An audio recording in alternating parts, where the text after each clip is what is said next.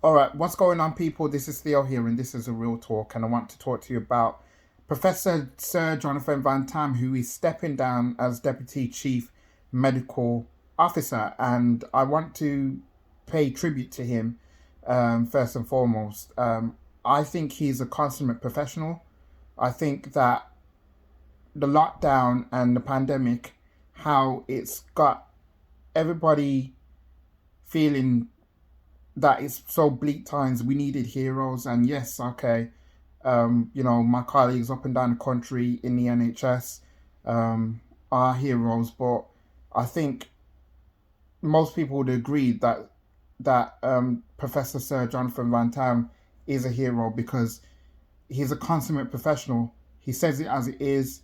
He can relate to everybody. He is somebody that can tell you as it is, can explain it in layman's terms. And yeah, I really rate the way he communicated with everybody. And I am sad to see him leave his post.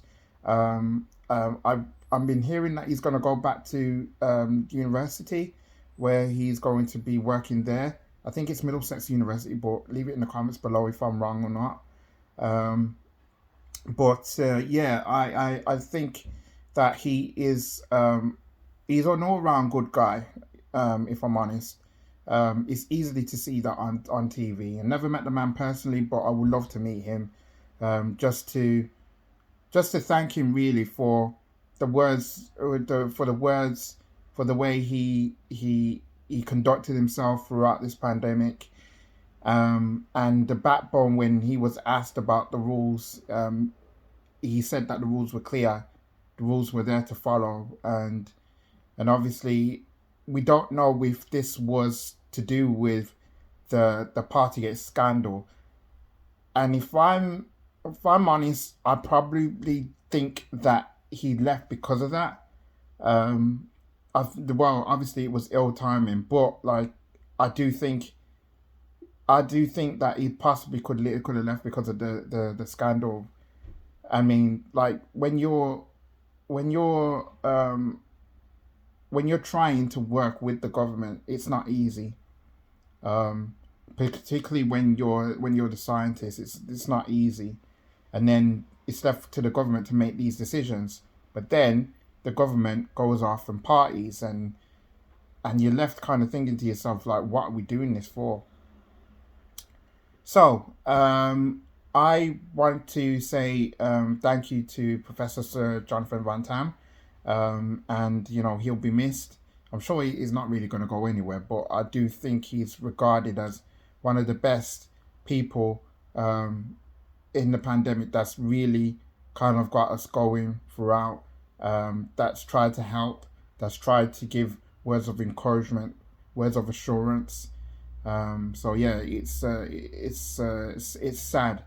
Um, in other news, basically, I know that Boris Johnson, our Prime Minister, he has self isolated today because he was meant to go to a vaccine center, and one of his family members have caught COVID, and yeah, he's self isolating at the moment, which is the right thing to do, if I'm being honest, which is the right thing.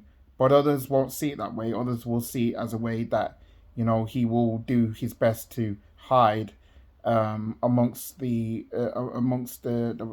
public behind everything that's been going on lately, and he's going to try to do his best to kind of make sure he doesn't do anything um, silly that's going to you know, bring his reputation down further.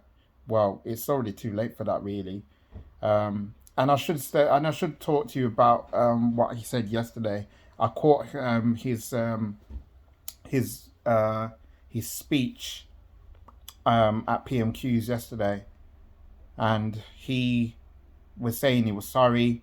He was saying that he was at the party for 25 minutes, and yeah, there's just a lot of anger in the public right now, and I'm angry as well because you know me and my colleagues have been working so hard in trying to help everybody, trying to get the country moving again, and You know, even though there's talk of um, we will be one of the first few countries that will be out of the pandemic within a few months. Don't know if that's going to be likely. I'm still in the whole mindset where we're still going through a lot here. And then at the moment, I'm just not there yet to see the light at the end of the tunnel. Yes, the sun is shining, but like it doesn't feel like the sun has shone yet in a figurative sense of the words. So yeah, I just right now I'm angry about the situation. I also we don't know what's going to happen in the next couple of months. We're waiting on the findings of the investigation, as the Prime Minister says, to be concluded. We're waiting on what's going to be reported, and then and only then we're going to see what's going to happen. Because I said it before, I say it again, Boris Johnson is no leader. He is not a guy that I can trust. He is not a guy who I can say that he's been a great prime minister. He's a real fun time kind of guy. He's got this bumbling buffoonery persona of a person, and and really it just doesn't cut out to be a really good prime minister. Yes, we're left with alternatives, but then at the same time, how would they fare? Don't know. Um, but I just feel like the whole country needs a better leader, more a leader that's going to get things done, a leader that's out there to actually help people. And I know a lot of people have said to me, "Yeah, you should be prime minister. I should be prime minister."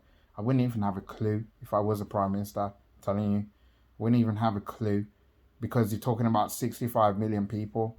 It's a really tough job, but it is what it is.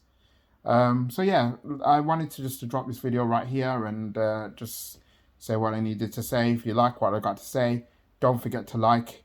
Don't forget to subscribe. Please subscribe to my channel. I still got loads of content coming along the way. I'm hoping to do vlogs, interviews, going through to 2022. You know, it's a brand new year. We still got a lot to be optimistic about. So yeah, I will bring out as much content as I can possibly can on my channel. So please subscribe on my channel, hit that notification bell so you know every time I drop a video. So yeah, in the meantime, people, stay safe. One love. I'm out. Peace.